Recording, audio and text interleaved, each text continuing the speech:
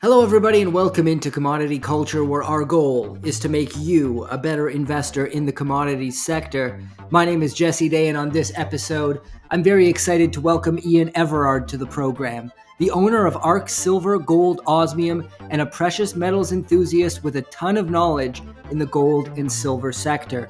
We're going to discuss his current view on both gold and silver, the main catalysts currently driving both metals, and how far he thinks they could go up ahead. We're going to break down how geopolitical uncertainty and global conflict is playing a role in precious metals markets, as well as talking about central bank gold buying, massive inflows into Chinese gold ETFs, and Trump's cryptic tweet on gold, "He who holds the gold makes the rules." Just another random comment or a sign of things to come? We've got a whole lot to dive into today, so I hope you'll enjoy my conversation with Ian Everard. Ian Everard, great to have you back on Commodity Culture. I do want to kick things off with the after effects of Liberation Day that has now turned into a full-on trade war with China. Firstly, what are your thoughts about the tariff barrage and then U-turn by the Trump administration? Now we're starting to see, this back and forth. Trump is claiming he's been on the phone with Xi. President Xi's side is saying there's been no talks whatsoever. It's a very confusing situation, but one that does not bode well for U.S.-China relations. So first, your thoughts just overall on this Liberation Day fiasco, and then secondarily on the U.S.-China relations at the moment and how strained they've become. Big question. I guess we're really trying to do analysis on the art of the deal. I don't think Mr. Trump's methodology of making deals works with nations. It might work with individuals, companies, people who are in a weaker financial position, can't afford endless litigation. So it's a very complex relationship, the China-American. If you look at it ideologically, the Chinese communist, now I say the Chinese leadership supposed ideology is to undermine and defeat capitalism. That's not hidden. It's written in many documents. So we've always been up against a cultural war. Now we've turned it into an economic war. My biggest concern is we've given them the reason to look like the good guys, the guys that have been attacked, and now they can respond. And one big difference between the Chinese nation and the American nation, the Chinese government has little to no concern about its population. Now, some people might say our current regime has little concern about its population, but presumably at some point they'll want to get re-elected, the senators, coming up next year now. So maybe that will moderate their behavior. I don't think they'll be welding us into our apartments to subdue us like China did during the COVID lockdown, which was a complete lockdown. So it's dangerous times. We've been looking out for a black swan. Maybe it wasn't a black swan all along. Maybe it was an orange swan. Maybe this Trumpian action is one great huge, whatever the collective noun for swans is, one huge trigger to set off events that will ultimately reveal how sound our Western and world financial system is. Yeah, I think that's a great assessment. I like what you said about it makes China look like good guys on the world stage, and that allows them to just move forward saying, well, we're getting bullied by the US and we're just fighting back. You pointed out the lockdowns. It's so funny because a lot of Westerners who were so anti-lockdowns are also somehow pro-China, pro-BRICS sometimes. So you get this insane kind of dichotomy, this internal contradiction. People are so, they're so angry at American hegemony and all this sort of stuff. And they're also very anti-lockdown, but then they're not necessarily pro-China, but they're looking at what China's doing and kind of praising them. So I think people need to keep things into perspective. Let's talk about the gold market. What are you paying attention to the most right now? We recently hit all-time highs again, and the metal appears to be showing great strength in the face of global economic uncertainty, one of the few assets to hold up quite well in the face of the tariff fiasco. How are you viewing the gold market at present? Obviously, as a bullion dealer, I pay attention to who is buying, who is selling. I talk to the major wholesalers once or twice a week, sometimes more often. I talk to other industry experts like Bob Coleman, try and get a broad spectrum of what is going on. It would seem still small retail is not buying gold. Family offices, central banks are buying gold. I mean, when you look at the figures of the increase of the central bank holdings, I would recommend anybody and everybody who's watching this go to the World Gold Council website and pull up the top 100 gold holdings, and it will also show you what percentage of their reserves are in gold. And I think that can reveal a lot to a country. I mean, Zimbabwe, 48% of their reserves is in gold. The US, 76, Germany, 75, Italy, 72, France, 73. Wow. Huge positions as a percentage of their reserve. Now, obviously, a big part of that is gold has gone up so much, and they haven't been selling into that, the Western central banks. But if you look at the rate of increase in gold, I just jotted a few figures down here. 3-month increase in gold, 19.5%, 6-month, 20%, 12-month, 40.8%, 3-year, 74% increase. So for assets that nations are holding as stable, sound reserves, gold is outperforming everything dramatically. And interesting, when you dig down a bit into the whole Bank of International Settlements, I've been seeing some conflicting opinions on whether the Basel III affected the gold price or not. So I just started doing a little bit of research. And apparently in 2004, nations could classify gold as a tier 1 asset voluntarily if they wanted to. So although, the information we mainly get is it was 2017, the BIS declared gold a tier 1 asset and the challenger to the dollar. Well, obviously now gold and only gold. And when I say that, I always include silver because silver is along for the ride. Gold and only gold is the stable tier 1 asset. There is nothing left on the planet but as a tier 1 asset. Hence, the dollar is going to lose its status as a reserve. I don't think it's going to lose its role as the world currency. There's going to be a split. And for so long, we presumed a reserve currency has to be replaced by a reserve currency. But what if, on that journey, the world reserve currency remains the world currency, but ceases being a reserve? And this is what's happening. Interesting thoughts. Do you think we're reaching a point now? Obviously, you mentioned those huge percentage of reserve holdings of those countries. A lot of countries do still, of course, hold a lot of US Treasuries, China and Japan, chief among them.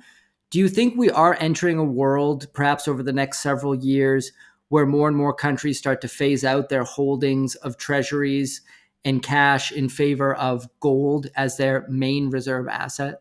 It would be their fiduciary responsibility to do so. If they have any understanding of the times, you've got to move into the asset that is not only holding its purchasing power, but is increasing its purchasing power and has no counterparty risk. The dollar now has another counterparty risk, and the counterparty risk is an erratic. Is there a tariff? How much is a tariff? Will there be a pause, 90-day pause? I don't like you tomorrow, so your tariff is 245%. So that is going to affect how people view the dollar. You can't just isolate trade and trade deficits and surpluses and separate them out and say, well, we'll leave the fact that the dollar is a world reserve currency onto one side. We'll leave that to one side, that it has given us, the US, the exorbitant privilege of exporting currency and importing real stuff. And so all these things are coalescing. And so when a world reserve currency loses its reserve status, we lose the ability to export currency and import goods. because that has been a privilege, and that's coming to an end. So why would countries want to hold dollars now? And particularly China, it's fairly opaque how many they hold. Now, if I was China and I was planning for this in advance, I would make sure I had way more than I declare. And I mean, a lot of analysts have followed the flow that China will often sell a US Treasury, but they'll buy it back through a Belgian proxy through in a different market, and they'll hold it in an untransparent form. So that will give them more weapon to dump. Because say they hold 2 or 2.5 trillion or 3 trillion, and they say, do you know what, we're going to dump all the invisible ones. Well, one, it wouldn't be immediately clear who had dumped these onto the market. And that sort of amount, if you time that with a crucial auction, and we're having auctions, most days to refinance the 9 to 10 trillion that is rolling over this year, plus the 2 trillion deficit that has to be monetized. China is an incredibly strong hand just on that currency basis. And this is what James Rickards predicted, that breakdown of world globalization would be currency wars. Let's talk about silver here. It did not hold up so well in the aftermath of Trump's tariff announcements, falling to below $30 before staging a recovery where it now sits around $33 and change. Why do you think silver fell while gold stood its ground and then went on to make new all-time highs? Many reasons. I think the traditional reason, and it probably has some gravitas, is it's treated as an industrial metal. So if the markets are falling, recession, depression is coming, industrial demand for silver will fall. So that's a reason that's often given, and I think that probably has a big effect. Two, it's just a tiny market size, absolutely minute. So the slightest move going short can drive the price dramatically. So, I mean, at the current ratio, I just thought, for an example, 100 ounces, 1 ounce. Yes. Historical monetary 15 ratio to 1, the 3-year range 73 low, 106 high. Some experts are saying they're predicting, from charting that ratio is going to go way higher, and you should keep out of silver and buy gold. My gut feeling is we're peaking around in the 100 range. And I'd take a contrarian view. I've always viewed silver as fractional gold. Now, speaking of that gold to silver ratio, obviously historically stretched at the moment, you point to the fact that some people think it's going to go a lot higher. I recently had Francis Hunt on the show. He's one of the people who does believe that, at least in the short term. But I think regardless of what happens in the long term, that needs to normalize somewhat. Would you agree with that? And if you were, normally when I speak to you, you say silver is the obvious value here. Has anything fundamentally changed at this point, or do you still think silver has a better value than gold if you're a stacker? So getting back to China again, China has been analyzing the West and our weaknesses for decades, probably 30, 40 years. They've been planning, accumulating. They've captured the rare earth market with 90% of the refining, 70% of production. They've captured the pharmaceutical precursor drugs. They captured so many key industries. There's so many squeeze points. Well, would they not have noticed silver? I mean, they're a major producer. I think they have, and I think they've been buying it up. I mean, that would explain the often breakdown in the Shanghai spot, sometimes $4 more on silver, a huge difference. So I think with this tariff war, it's not just going to be a currency war, it's going to be a commodity war, a full-on commodity war. And it's already started. China has banned the export of tungsten, hard metal alloys. China, we have a tungsten mine in Idaho. They're trying to reopen, but we're a year or two, maybe 3 away from actually producing tungsten.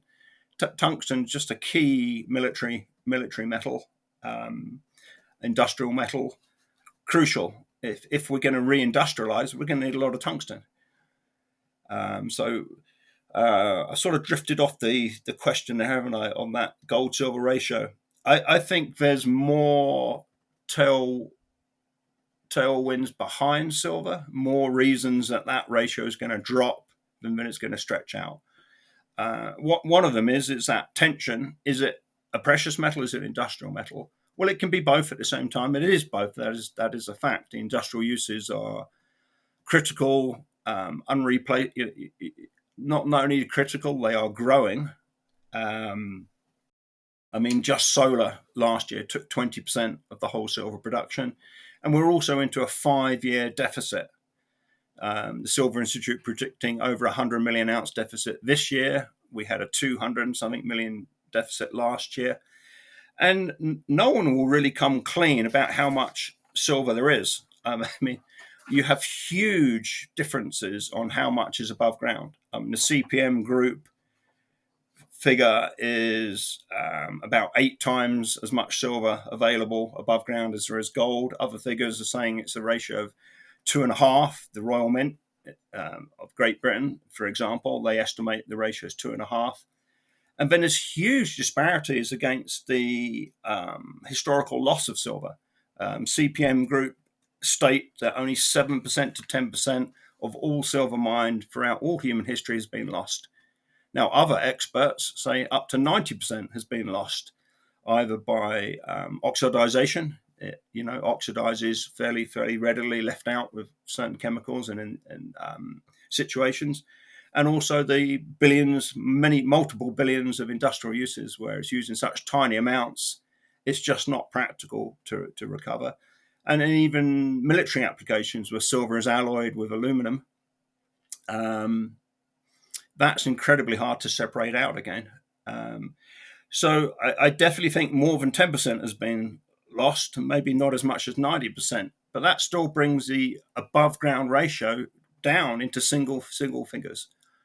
So as there becomes more monetary demand for it, and it's compared to, people realize it is fractional gold, I think that's an incredible driver for reducing that ratio and a rapid upward move in the price of silver.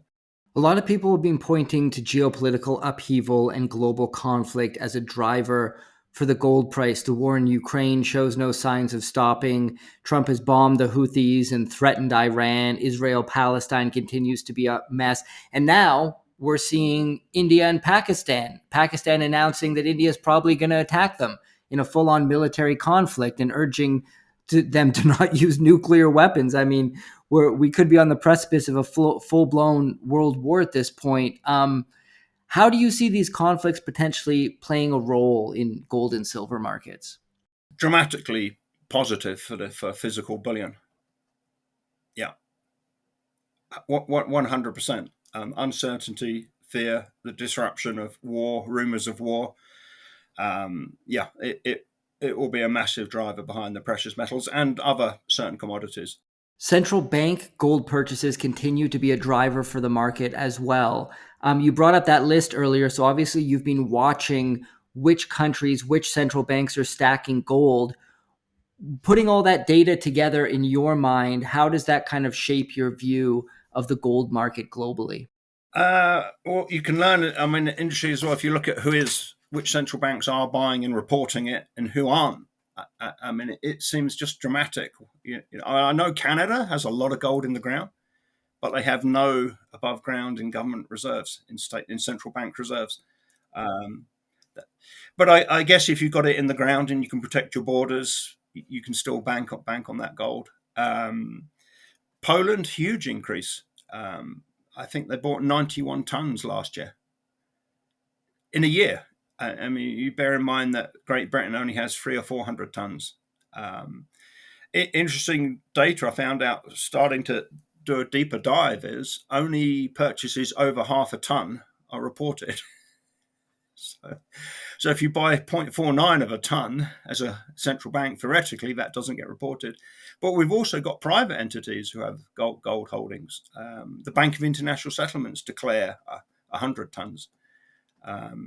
And the IMF, I don't even know. Who owns the IMF? Who actually controls the IMF? They have, I think it was 3,000 tons, huge amount of gold. So you can learn a lot of what is published, but don't presume that banks who are stating they have less actually haven't been accumulating it. Yeah, that's a good point. Do you think we are starting to see, outside of central banks, institutions like the IMF, do you suspect that we'll start to see, whether it's on the record or not, more of the so-called smart money pouring into the physical gold market? Perhaps things like hedge funds, endowments, pension funds, other large financial institutions. Do you think we could see a shift in that zeitgeist as gold, potentially moves past $3,500? Yes, I mean we've heard reports on that, talking to a major wholesaler for the first time in recent memory. Banks have been purchasing on behalf of family offices gold and silver, and family offices are making large purchases.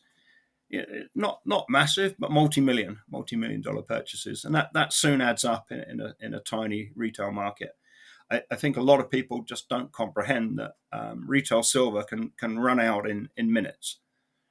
It's that tiny market, a few $billion, and there's nothing left on the shelves. We were speaking about the unpredictability of President Trump at this point in time. He made a rather cryptic post on social media recently that concluded with "He who holds the gold makes the rules." Is this just another random comment? Do you think he might be referring to something specific, like a revaluation of US gold reserves, or possibly reintroducing gold to the monetary system, something people have talked about for a long time now? Or was he just having fun and making a tweet, as he tends to do sometimes? So on the big picture, at some point, now whether that's tomorrow, next month, 6 months, next year, there's a reckoning, and the precious metals will give a complete account for the currency debasement. So that's a two-way thing. The appearance of rising in fiat currency denominated terms and the collapse of fiat denominated assets. So gold will not go up to the amount of theoretical wealth in the world, because that is theoretical wealth, and a good chunk of it is just going to disappear. It never existed in the first place. It was an idea. It was a concept stored on digits on a server in a desert somewhere, of no real use until it actually was converted into goods and services. So I don't think there is a way out for the world's fiat currency system. I do not think there is a route to a sound money system. It will be just a total and catastrophic collapse.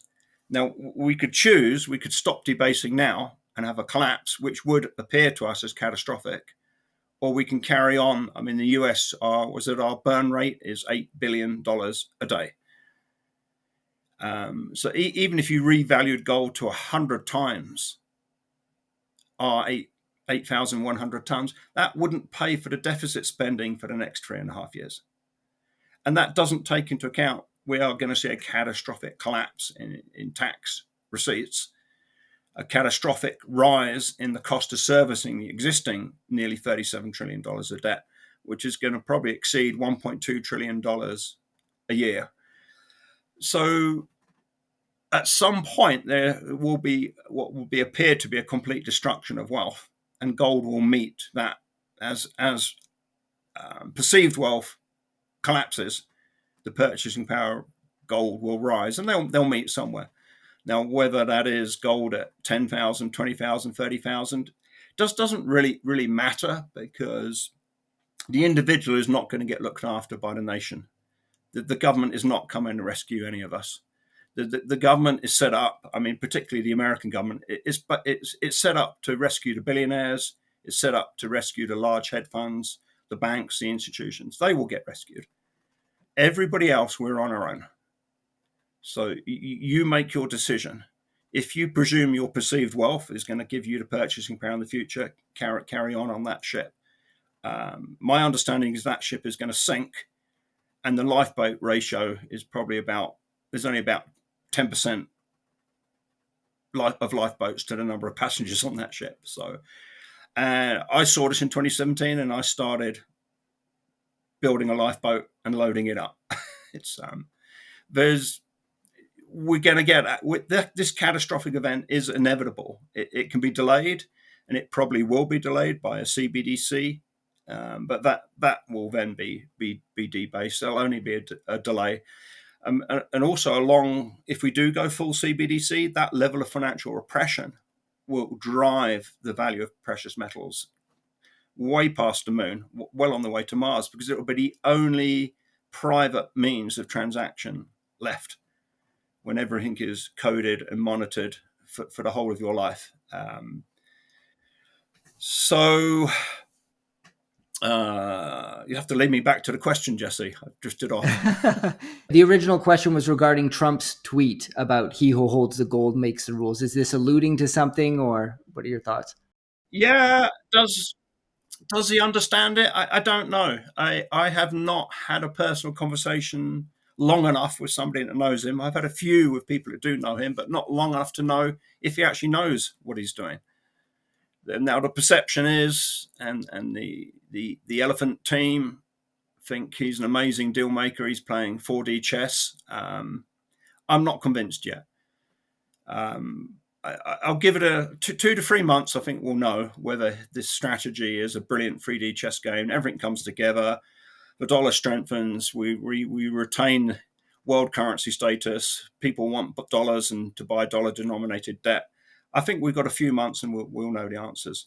You mentioned CBDCs there. I wonder how you see that potentially coming to the forefront. Is this going to be in response to some type of crisis, either real or manufactured? And in that scenario, do you think it's possible that the government could put a ban on gold ownership for citizens while still allowing government institutions, central banks, and these big financial players to hold the metal? Absolutely, but probably not by a route we would expect. I'm fully expecting a full CBDC. So that will mean I think the consequences will be it will be very easy to sell your precious metals and get your digital dollar, your Fed coin, as E.B. Tucker called it, your Fed Now banking system. It will be very easy to get payment in fiat all the time whilst the precious metals keep rising, but it will become harder and harder to purchase. And it won't be instantaneous, but suddenly you'll find there's a limit. Somebody will call me up and they want to buy, we want $2 million in silver maples. So I'll work them out a price. We agree. I don't fully know where that transaction will complete, so I have to hedge. To hedge, I'm going to ask for a deposit to cover if the order gets cancelled, and I have to cancel and pay any premium slip or spot slip. And then their bank tells them, no, you can buy $100,000 of silver maples today. And you can buy 100,000 tomorrow, but they've gone up 10% tomorrow. So the level of control can be tweaked by a millisecond, particularly if precious metals start rising, people panic and want to exit the digital dollar. Suddenly there'll be more and more restrictions. And we're seeing that in a manual form, clients getting rigorous questioning, what is this wire for? Sometimes 2 days delay to verify. I have to resend invoices. I have to prove I'm a bona fide registered precious metal dealer. I've got track record. I've got history with multiple wholesalers. Then the bank will let somebody spend their money, not the bank's money. But when you put your money in the bank, it isn't your money anymore. So I guess they are just trying to look after their money. You sign over any of your rights, you become an unsecured creditor. Have you been watching inflows into Chinese gold-backed ETFs? Because apparently they've recently picked up. I'm reading something here from Bullion Star. They said inflows into Chinese gold-backed ETFs during the month of April have now exceeded inflows during the entire year of 2024. What are your thoughts on this? That is a dramatic move, isn't it? It sort of reminds me of the Hunt brothers. They started buying physical, and then they went late on. They went out into the futures and buying, probably because nobody would sell them any physical anymore. I think they'd build up a 4% position of all of the world's silver, so there probably wasn't any more silver at reasonable premiums they could actually buy. So they just obviously, we'll go buy it electronically. That may bite China in the butt because if everything goes and the metals really take off and it's a Western institution, they may just say, well, you can have your dollars, we'll keep the gold. So that might well bite them in the butt. But it might be that might be showing that they cannot buy enough physical. They cannot literally get their hands on enough physical. So now they're going through the electronic, virtual gold route. Yeah, fascinating times we're living in. Very exciting times for the precious metals market. Always enjoy discussing that with you, Ian. Before I do let you go, of course, tell us about ARC Silver Gold Osmium, where people can find you, and the specials that you have going on right now. Yeah, sure. The best way is to give me a call on 307-264-9441, call or text, or you can email us at ian@arksgo.com. It is our passion to supply fellow stackers with the highest quality products at the lowest premium, and to help people who have an existing stack to enhance that, to just try to steer, to keep a balance to keeping the lowest premium, but also add some versatility, because I tell everybody who has a conversation with me about metals, what is your exit plan? Very few of us can even predict what we're going to sell, when we're going to sell it, and to whom we're going to sell it. So therefore, I think it is critical to have a selection, not to have all of one type of bullion. Great. I'm going to put all that information will be on screen, the phone number as well as the email. I encourage people to reach out to you. ARC Silver Gold Osmium has been a sponsor of this show for some time now, and I'm constantly getting comments talking about how great you are to deal with, how you are steering people to what is the best option for them, not trying to make the most profit for yourself, and that you're one of the most honest dealers out there. Even some of your competitors I've talked to have echoed those sentiments as well. So guys, give Ian a call. That number is on the screen, and just call him and have a conversation, and he'll guide you in the right direction. Ian, this has been a great conversation. Thank you so much for coming on, and I'm looking forward to our next conversation. Thank you, Jesse. And thank you for joining us today. This episode is brought to you by ARC Silver Gold Osmium. Take advantage of their specials. Silver Kangaroos 2023 1-ounce coins at $2.47 over spot. Silver Maple Leafs 1-ounce silver coins at $2.87 over spot. While supplies last, give Ian a call at 307-264-9441 or by email at ian@arksgo.com. And make sure to tell him that Commodity Culture sent you. And I'll see you guys in the next episode. Commodity Culture is a series on commodities and natural resources. If you would like to see more, be sure to subscribe and hit the bell notification so you're always up to date with the latest episodes.